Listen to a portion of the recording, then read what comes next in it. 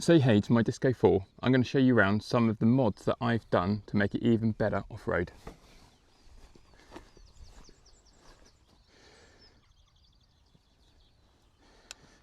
So starting with things, most obvious one, wheels and tyres. So I've opted for the 18-inch wheels which you get from the new Ranger Defenders. And these are, as far as I'm aware, some of the smallest wheels you can fit on Disco 4s, which will go over the brake calipers, but also have an offset which will work. So I've got these, and these are shod in some Falcon Wild Peaks, which are 265s, 65 18s. They've been seriously good as I've been using them so far.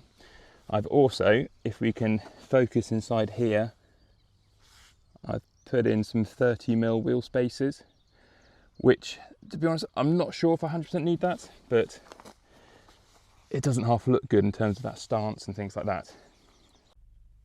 I'm just going to pause things there because as I'm editing the video, I've just realised that I haven't talked about one other modification which is related to the wheels in some way, and also it's just a modification we have.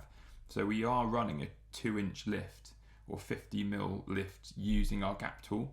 So we've lifted the vehicle up, and this helps avoid some scrubbing when on hard lock when reversing. Basically, we were getting that as a little issue when we were running the stock height, that when we were reversing it would catch on the front of the front arches sometimes when on the very hardest lock.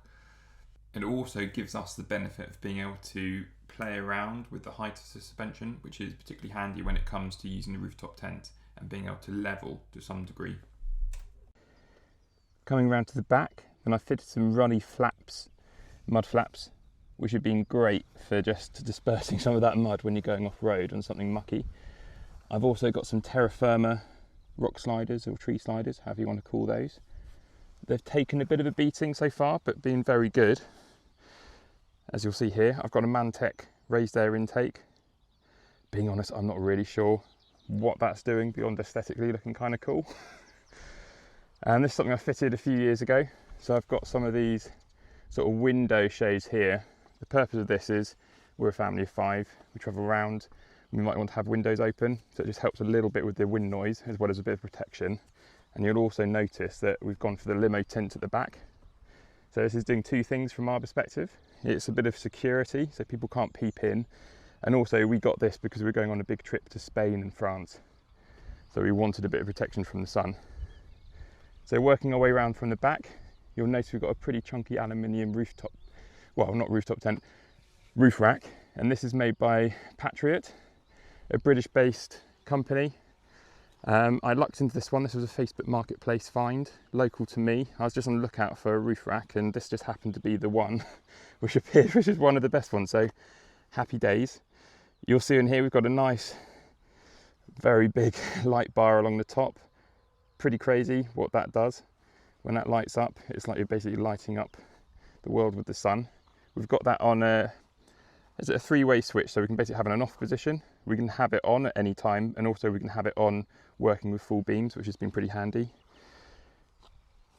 And then here, again, just cosmetic really, but we've got the plastic trims around the headlights. You'll also start noticing around some of this trim, I got the old rattle cans of Raptor paint and have painted the front grille, also the front and rear bumpers, this little side wing doodah, I'm not really sure what we call that, and wing mirror trim. So the purpose of that is simply because where we live in Devon, things are pretty scratchy in terms of the lanes, so it's got a functional purpose on that side, but also I really like the aesthetics. So it looks a bit more Disco 3 and sort of Tonka Toy-esque, which I really like. What else have we got on the top here? So you'll see that we've got our iCamper tent, seriously good bit of kit. We've had that about 3 years now, and we're soon to be going on another month-long Euro trip. All of us staying in there, and we've also got quite a simple side awning. So I'd love one of those sort of 270-degree ones, which you can get. But at the moment, this is just a simple, I think it's about 2.5 meters it comes out. It offers the kind of protection we needed. And to be honest, we found when we've traveled in Europe, when it was super hot, we weren't actually using it very much because you're just out and about away from the vehicle quite often.